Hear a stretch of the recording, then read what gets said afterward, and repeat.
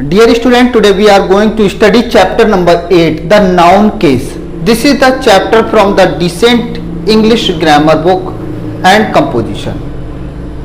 The publication is Vidya. Let's start. Firstly, we have to know about the definition of the case. Case refers to how a noun is used in a sentence. किसी sentences में अगर कोई noun आया है तो वो किस तरह से काम कर रहा है। काम तीन तरह से करता है, या तो वो करेगा हमारा नॉमिनेटिव के रूप में, या वो करेगा ऑब्जेक्टिव के रूप में, या पजेसिव के रूप में। तीन तरह से काम करेगा। इन्हीं को हम काइंड्स ऑफ केसेस कहते हैं। यानी कि हमें समझ में आ चुका होगा केसेस के जो काइंड होते हैं वो तीन होते हैं। Number 1 nominative case, number 2 objective case, number 3 possessive case. अब ये तीनों केसेस जो हैं इनसे ये पता लगता है कि इसमें सब्जेक्ट है। अगर वो नॉमिनेटिव केस की बात कर रहा है तो वो सब्जेक्ट होगा, और ऑब्जेक्टिव का है अगर वो वहां पर ऑब्जेक्ट का काम कर रहा है तो फिर वो ऑब्जेक्टिव केस होगा। तीसरी चीज पजेसिव केस, अगर वो संबंध बता रहा है किसी चीज से, किसी चीज पर अपना अधिकार बता रहा है, किसी चीज पर वो अपना ओनरशिप बता रहा है तो वो फिर पजेसिव केस कहलाता है। अब हम बात करेंगे सबसे पहले नॉमिनेटिव केस की। तो इट रेफर सब्जेक्ट, सब्जेक्ट के बारे में हमने बताया। नॉमिनेटिव केस है तो सब्जेक्टिव केस भी बोल सकते हैं, यानी कि वो सब्जेक्ट है। सब्जेक्ट का मतलब ये है जैसे कि कोई सेंटेंस हो, एग्जांपल हो, Sohan is doing his work, Sohan अपना काम कर रहा है। तो यहां पर सोहन जो वर्ड है वो नाउन है। वो नाउन किस तरह का है, तो वो सोहन सब्जेक्ट के रूप में आया है। अच्छा, सब्जेक्ट को पता कैसे करते हैं, हमें क्या पता ये सब्जेक्ट है कि ऑब्जेक्ट है या पजेसिव केस है। तो सीधी सी बात है, सब्जेक्ट है तो हम हु का क्वेश्चन करें। जैसे मैं कहूं Ram is reading the book, Ram एक किताब पढ़ रहा है, तो मैं कहूं हु इज रीडिंग बुक, किताब कौन पढ़ रहा है, तो वहां आ जाएगा आंसर में आपका सीधा आ जाएगा राम। तो ऐसे करके हम नॉमिनेटिव केस पर पहुंचते हैं। अच्छा, बात करें हम ऑब्जेक्टिव केस का कैसे पता लगता है, तो ऑब्जेक्टिव केस का पता करने का तरीका यह है कि सेंटेंस में हम जो वर्ब दी हुई है उससे क्वेश्चन करें व्हाट का या हुम का। जैसे कि हम कहें what is Ram reading, Ram क्या पढ़ रहा है, तो आंसर आ जाएगा किताब, किताब पढ़ रहा है, बुक पढ़ रहा है, तो वही आपका ऑब्जेक्ट हो गया। बात करें पजेसिव की, पजेसिव कैसे पता लगेगा, तो पजेसिव पता लगता है कि या तो अपॉस्ट्रोफी एस लगा होगा या फिर कहीं पर ऑफ लगा होगा। एस कहां कहां लगा होगा, तो लिविंग थिंग्स अगर कोई चीज है, लिविंग बीइंग्स, ये सजीव चीजें हैं तो वहां पर हम लिविंग बीइंग्स मानते हैं, अपॉस्ट्रोफी एस लगाते हैं। जैसे कि इनमें क्या क्या चीजें आती हैं पजेसिव में, का, की, के, यानी कि इससे पता लगता है किसी का। जैसे हम कहें राजू की किताब, तो ये की जो दिया हुआ है ये पजेसिव है हिंदी में, लेकिन इंग्लिश में से कैसे पता लगेंगे, इसको अपॉस्ट्रोफी एस लगा देते हैं। राजू की यानी कि राजू अपॉस्ट्रोफी और एस, अपॉस्ट्रोफी एक छोटा सा कॉमा जैसा होता है ऊपर लगा हुआ, बाद में एस, तो राजू अपॉस्ट्रोफी एस, राजू की, और बुक किताब। लेकिन ये हर जगह नहीं लगता, ये केवल कहां कहां लगेगा, डेज नेम के पहले लग जाएगा। संडेज हॉलीडे, संडे की छुट्टी, वीक्स लास्ट डे, सप्ताह का अंतिम दिन। कोई पर्सोनिफिकेशन कर देते हैं, पर्सोनिफिकेशन का मतलब क्या है, किसी को मानवीकरण कर देते हैं, यानी कि वो है तो इंसान नहीं, है तो मानव नहीं, लेकिन उसको मानव जैसा मान लेना, मानवीकरण यानी पर्सोनिफिकेशन होता है। अगर हम बात करते हैं नेचर्स लॉ, प्रकृति का कानून, तो कानून किसी का प्रकृति का नहीं होता, कानून इंसानों का होता है, लेकिन हमने फिर भी नेचर को एक ह्यूमन बीइंग के रूप में मान लिया है। अब ये अच्छा ऑफ कहां लगेगा, तो ऑफ जो है इससे भी पजेसिव पता लगता है, लेकिन ये पजेसिव कहां पता लगता है, नॉन लिविंग चीजें कोई हो तब पजेसिव लगता है। जैसे हमने यहां कहा राजू की किताब, यहां हम कहते हैं अगर राजू का पैर, तो लगता है Raju apostrophe S leg, Raju's leg. लेकिन अगर यही हम कहें कुर्सी का पैर, तो हम ऐसे नहीं कह सकते chairs leg, chair apostrophe S, chairs leg, नहीं, रॉन्ग हो जाएगा क्योंकि चेयर नॉन लिविंग होती है। तो हम क्या करेंगे, उसमें पहले पैर की इंग्लिश लगाएंगे लेग, फिर ऑफ लिखेंगे, लेग ऑफ, फिर चेयर। इस तरह से किया जाता है। उम्मीद है कि ये चीज समझ में आ गई होगी। बाकी एक्सरसाइज करने से आपको भरपूर तरीके से समझ में आ जाएगी। Exercise 1, tick the correct option, multiple choice questions. First number, apostrophe is used with the nouns expressing. Apostrophe किसके साथ लगता है, तो अपॉस्ट्रोफी टाइम, वेट, स्पेस तीनों के लिए लगता है, तो हमें यहाँ पर डी ऑप्शन को क्लिक करना है, टिक करना है, all of these. Second number, where do we put apostrophe s in the names of the titles or a noun having more than one word। अगर किसी में एक से ज़्यादा शब्द दिए हों किसी नाउन में, तो उसमें apostrophe कहाँ लगाते हैं? तो उसमें apostrophe लास्ट वाले वर्ड में लगाते हैं। तो ए ऑप्शन पर हमें टिक करना है।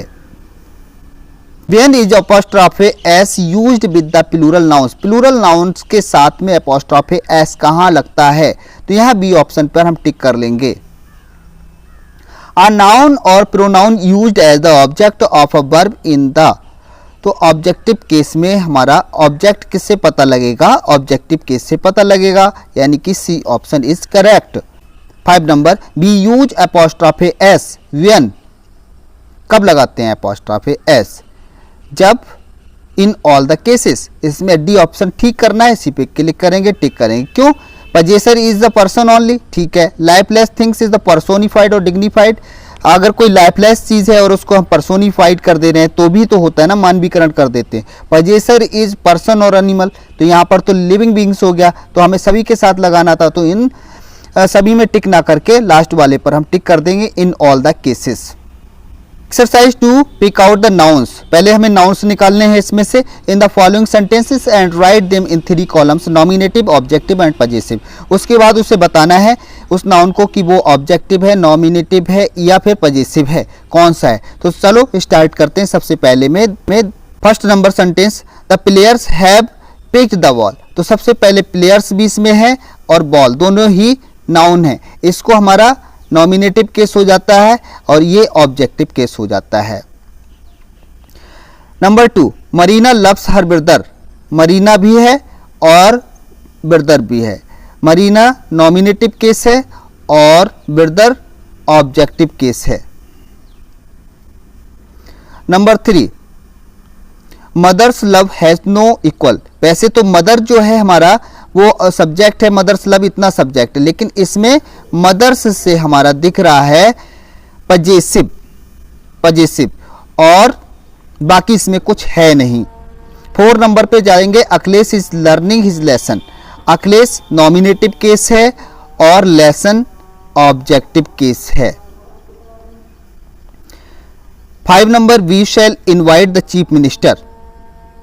तो इसमें केवल चीफ मिनिस्टर नाउन है जो ऑब्जेक्ट को शो कर रहा है। नंबर 6 में बात करेंगे, everyone is standing at deaths door. Everybody ये नॉमिनेटिव केस हो जाता है। डेथ्स डोर वैसे तो ये ऑब्जेक्ट है, लेकिन यहां पर एपोस्ट्रोफी एस लगने से ये हमारा हो जाता है possessive case. The roof of the house is leaking badly. वैसे तो the roof of house subject है, लेकिन ऑफ लगने से ये हमारा हो जाता है पजेसिव केस। तो रूफ ऑफ द हाउस ये पजेसिव केस हो जाता है। और 8 number sentence, my uncle presented me a watch. Uncle जो है नॉमिनेटिव केस हो जाता है, वॉच ऑब्जेक्टिव केस हो जाता है। Gavaskar made 20 run. गावस्कर जो होता है वो हमारा नॉमिनेटिव केस हो जाता है, रन्स ऑब्जेक्ट हो जाता है। 10 नंबर पे पहुंचते हैं, Madhuri's brother is playing cricket. Madhuri's brother ये वैसे तो सब्जेक्ट है, लेकिन एपोस्ट्रोफी एस लगने से ये माधुरीज ये हो जाता है हमारा पजेसिव। क्रिकेट ये objective. Exercise 3, complete the following sentences using the words given in brackets in possessive form. Use apostrophe S और preposition of wherever is correct. First one has been done as an example. यहाँ पर exercise 3 की बात कर रहे हैं, तो यहाँ पर हमको क्या करना है, पजेसिव केस वाली एक्सरसाइज है ये। चाहे हम एपोस्ट्रोफी एस लगाकर उसमें पजेसिव बनाएं या नियम के अकॉर्डिंग उसको ऑफ लगाकर बनाएं, जो भी सिचुएशन होगी वो देखेंगे। तो फर्स्ट सेंटेंस में देखते हैं, this is my friend, apostrophe S लगा लेंगे, friend's house. Second, the police knocked at the door of my house. यहां ऑफ लगकर पजेसिव होगा। The spelling of the word is wrong. Of लगकर पजेसिव होगा, नॉन लिविंग है। Nobody knows cause of this problem, यहां पर of नहीं लिखा है बच्चे ने, तो यहां लाइट कर लेंगे। Get your wife admitted in a women apostrophe s hospital. My friend is sitting the manager apostrophe s manager's room. I shall not attend James party, apostrophe s और लगाएंगे, Jameses party. My parent apostrophe s car is missing. Robert is Charles, Charles तो पहले ही है, एक apostrophe s और लगेगा, Charles uncle. I shall get my son admitted in a boys hostel, boys के बाद में लगेगा क्योंकि प्लूरल जो होता है तो प्लूरल में एस पहले आता है और अपॉस्ट्रोफी बाद में आता है, और सिंगुलर होता है तो अपॉस्ट्रोफी पहले आता है, जैसे कि ऐसे करके। अब प्लूरल है तो पहले एस बाद में अपॉस्ट्रोफी। नेक्स्ट सेंटेंस है the leg of the chair is broken. Of क्यों लगा? जैसे हमने पहले एक्सप्लेनेशन करते हुए बताया था कि चेयर नॉन लिविंग है। Where is Radha's wrist watch, Radha apostrophe s, ये गलत किया हुआ है बच्चे ने, तो यहां पर राधा लिखेंगे पहले, Radha apostrophe s, Radha's wrist watch. उम्मीद है कि ये वीडियो आपको काफ़ी हेल्पफुल साबित होगी यदि आप स्टडी कर रहे हैं क्लास 6 में, और साथ ही साथ अगर आप विद्या की book decent English grammar and composition पढ़ रहे हैं तो आप इसे ज़रूर देख लें, आपके कंसेप्ट क्लियर हो जाएंगे।